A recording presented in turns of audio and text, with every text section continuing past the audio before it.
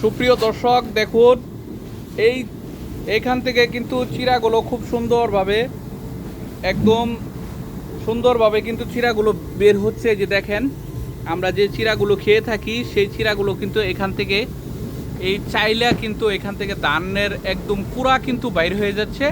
তারপরে শুধু চিরাটা কিন্তু এইখান থেকে আসতেছে। এই দেখেন, অসাধারণ।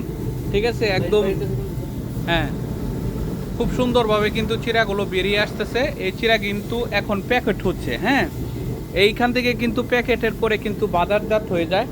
এই যে দেখতে পাচ্ছেন, এখানে কিন্তু প্যাকেট করে তারপরে